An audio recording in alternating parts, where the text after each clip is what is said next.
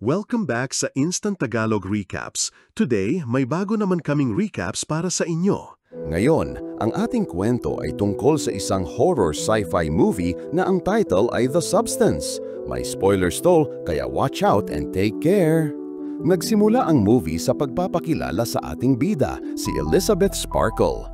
Isa siyang 50-year-old actress na sikat sa kanyang field at nanalo pa ng Oscar. Pero yung kasikatan niya paunti-hunti nang nawawala kasi hindi na siya ganun kabata tingnan. Kahit may edad na, in great physical shape pa rin si Elizabeth at host siya ng isang sikat na morning aerobics program.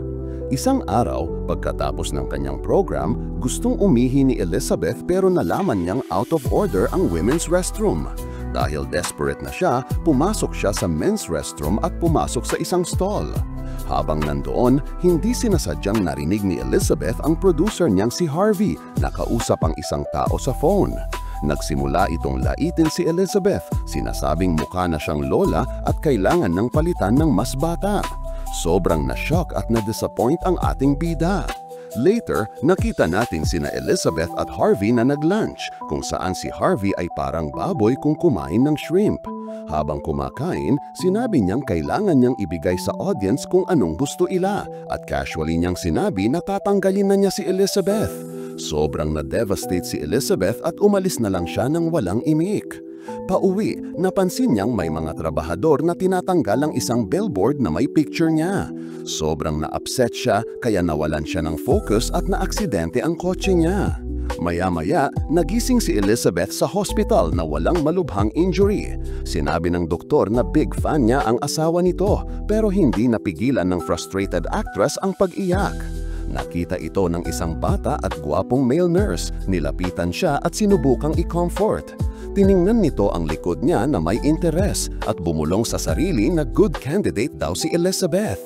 Pagkatapos, ibinigay niya ang jacket ni Elizabeth at sinabing okay lang siya. Dito napansin ni Elizabeth ang isang kakaibang birthmark sa kamay ng nurse. Later, pag-alis niya ng hospital, may nakita si Elizabeth na USB drive sa jacket niya kasama ang isang note na nagsasabing, "It changed my life." Pag-uwi niya, sinaksak niya ang USB sa TV at lumabas ang isang advertisement para sa product na tinatawag na The Substance. Nangangako ang product na gagawa ito ng perfect clone ng isang tao, mas bata at improved version. Sabi sa advertisement, iisang tao lang ang dalawang version at kailangan nilang magpalit-palit ng katawan every 7 days. Noong una, naisip ni Elizabeth na absurd ang idea at tinapon niya ang USB drive sa basurahan. Pero pagkatapos pag-isipan, kinuha niya ulit ito at tinawagan ang number sa likod. Sumagot ang isang operator at sinabi ni Elizabeth na gusto niyang umorder ng The Substance. Tinanong ng lalaki ang address niya na kabadong binigay naman niya. Pagkatapos, binigay ng lalaki ang address ng isang location at bigla na lang binabaan siya ng telepono kaya naiwan confused si Elizabeth. Kinaumagahan, nakatanggap si Elizabeth ng keycard na may number na 503 sa mail niya. Agad siyang pumunta sa address na binigay ng operator at dumating sa isang madilim na alley sa isang medyo delikadong lugar. Gamit ang keycard, binuksan niya ang gate at pumasok sa isang napakalinis na room na puno ng lockers. Binuksan niya ang locker na may label na 503 at kumuha ng package sa loob. Pag-uwi niya, hindi na makapaghintay si Elizabeth at agad binuksan ang package. Sa loob, nakita siya ng iba't ibang ingredients na maayos na nakapack, kasama ang isang activator, stabilizer, isang switch kit at pagkain para sa parehong versions. May instructions din na nagsasabi na ang stabilizer ay kailangang i-administer araw-araw at kukunin mula sa primary person. Pinaka-importante, kailangan nilang magpalit ng pwesto every 7 days without exception at dapat laging tandaan na iisa lang silang tao. Sunod, pumunta si Elizabeth sa banyo at in-inject sa sarili ang isang green liquid na isang activator. Dahil dito, nahati ang pupils niya at uminda siya sa sakit habang napupunit ang likod niya. Nawalan ng malay si Elizabeth at nakita nating may isang buong tao na lumalabas mula sa likod niya. Ito pala ay isang bata at magandang version ni Elizabeth. Mukhang naintindihan niya ang nangyayari kaya agad niyang tinahi ang likod ng matandang Elizabeth. Maya-maya, habang naliligo ang batang babae, nahilo siya at nag-nosebleed. Dahil dito, na-realize niyang kailangan niyang sundin ang instructions kundi mamamatay siya. Kaya, mabilis siyang kumuha ng stabilizer fluid mula sa spine ni Elizabeth at in-administer ito sa sarili niya. Kaya gumaan ang pakiramdam niya. Kinabukasan, napansin ng batang babae ang isang ad sa newspaper na galing kay Harvey, naghahanap ng mga bata at magagandang babae. Nag-decide siyang subukan at dumating sa audition na naka-swimsuit.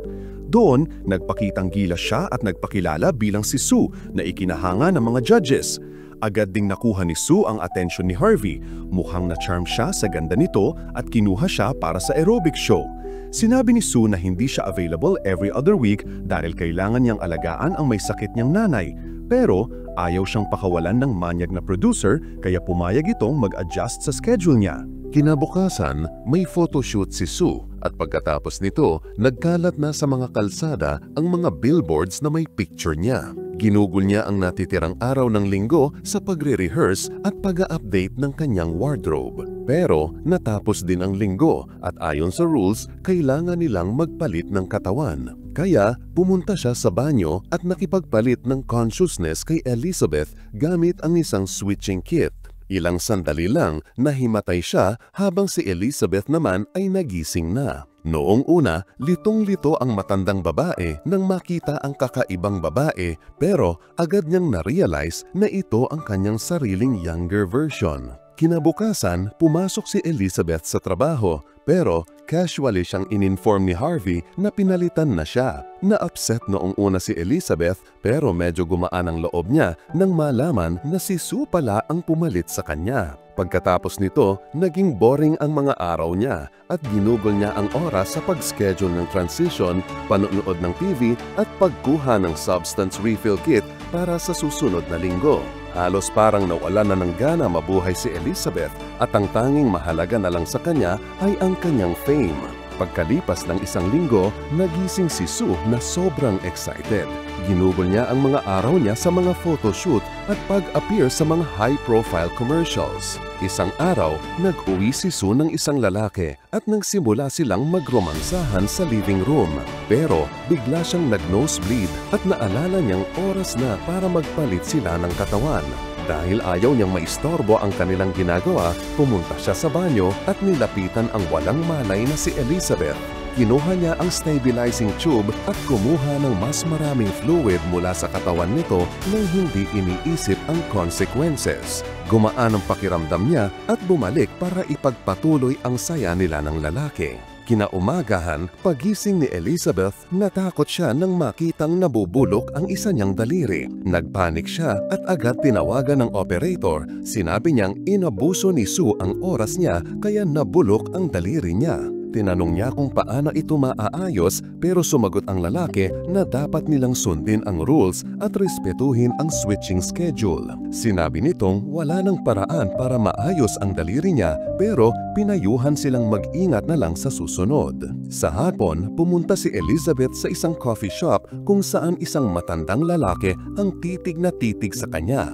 Napansin niyang pareho sila ng birthmark sa kamay ng nurse na nag-asikaso sa kanya sa hospital. Maya-maya, may nahulog na mga gamit mula sa bulsa ng lalaki at nakita ni Elizabeth ang isang keycard na may legal na 203, kamukhang-kamukha ng sa kanya. Dito niya na-realize na ang nurse sa hospital ay itong matandang lalaki pala. Casual siyang tinanong ng lalaki kung kumusta na siya at sumagot si Elizabeth na okay lang siya. Ni-reveal ng lalaki na malapit na silang lamunin ng kanilang mga alternate versions at magiging mas mahirap na alalahanin kung sino ang may karapatang mabuhay. Tinanong niya si Elizabeth kung nilalamon na ba siya ng kanyang younger self.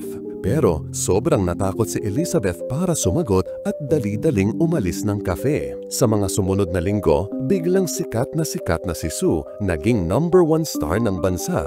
Isang araw, sinabi ni Harvey na simula nang sumali si Sue sa show, sobrang tumaas ang ratings nila. Kaya gusto ng TV channel na siya ang mag-host ng New Year's program ilang buwan mula ngayon. Tuwang-tuwa si Sue sa opportunity at handang gawin ang lahat para makuha ito. Dahil dito, nagsimula siyang kumuha ng extra time para sa sarili at mas maraming spinal fluid mula kay Elizabeth. Naging sanhi ito ng mabilis na pagtanda ni Elizabeth at karamihan sa mga parte ng katawan niya ay nagsimulang mabulok. Nagsimulang malagas ang buhok at ngipin niya at mukha na siyang higit 100 taong gulang. Sinubukan niyang magreklamo sa operator pero sinabi sa kanya na problema nila yon at sila ang dapat mag-solve. Sabi ng lalaki na pwede niyang itigil to kahit kailan pero ayaw din ni Elizabeth na isukok ang napakagandang second version ng sarili niya. Sa mga sumunod na linggo, nalulung si Elizabeth sa pag-inom at binge eating kapag siya naman ang gising. Nagreklamo ang frustrated na si Sue sa operator tungkol sa mga habits ng matanda habang siya ay kailangang magtrabaho buong linggo. Sabi niya, kailangan niya ng mas maraming oras para sa sarili. Pero pinaalalahanan ulit siya ng lalaki na dapat nilang irespeto ang balance at kahit dalawa ang katawan nila, iisa pa rin silang tao. Isang araw, lumagpas na sa limit si Sue at kumuha ng sobrang daming fluid mula kay Elizabeth. Maingat siyang itinimbak sa ilang tubes at nag-decide na i-delay ang body swab hanggat maaari. Sa next scene, 3 buwan na ang nakalipas at nakita natin si Sue at ang kanyang boyfriend sa apartment. Malapit pa pala ang inaabangang New Year's program niya kinabukasan. Sa critical na moment na to, nag-nosebleed si Sue at sobrang sama ng pakiramdam. Mag-i-inject sana siya ng fluid pero nalaman niyang naubos na pala niya lahat. Sa sobrang panic, tinawagan ni Sue ang operator at nagmakaawa para sa fluid. Pero sumagot ito na si Elizabeth lang ang source at kailangan nilang magpalit ng katawan para ma-replenish ang supply. Inexplain ni Sue na may importanteng event siya kinabukasan pero ayaw makinig ng operator sa mga sinasabi niya at binabaan siya. Gamit ang natitirang lakas, gumapang si Sue papuntang banyo para simulan ang body switching process. Samantala, narinig ng boyfriend niya ang mga ingay mula sa banyo at tinanong kung okay lang siya. Sa oras na to, nagising na si Elizabeth na isa ng grotesque figure na may kakaibang kuba. Sinigawan niya ang lalaki na umalis sa apartment niya at sa sobrang takot sa narinig na boses, tumakbo palayo ang lalaki. Pagkatapos, tiningnan ni Elizabeth ang sarili sa salamin at nasuklam sa kanyang grotesque na itsura. Agad niyang tinawagan ng operator at sinabing gusto na niyang itigil ang experience. Sumagot ang lalaki na ida-deliver nila ang termination kit sa locker niya tapos binabaan siya. Kinaumagahan, pumunta si Elizabeth sa locker room at kinuha ang termination kit. Pag-uwi niya, kinaladkad niya ang walang malay na katawan ni Sue papunta sa living room. Binuksan niya ang package at naghanda para i-inject ang termination fluid sa dalaga. Pero ilang sandali lang, napansin niya ang isang bouquet na pinadala para kay Sue kasama ang isang note na bumabati ng good luck para sa gabing yon. Nakonsensya siya kaya nagbago ang isip niya at sinubukang i-revive ang dalaga. Sakto namang nagising si Sue at lumabas na ang kalahating na-inject na termination serum ay nagdulot ng glitch kaya pareho silang nagkamalay ng sabay. Napansin ni Sue ang kalahating syringe at agad na-realize kung ano ang planong gawin ni Elizabeth. Sa sobrang galit, sinugod niya ang matandang babae. Pagkatapos ng mahaba at violenteng awayan, nagawang talunin ni Sue si Elizabeth at pinatay ito. Pagkatapos nito, naghanda siya para sa kanyang big night, walang nararamdamang pagsisisi o guilt sa ginawa niya.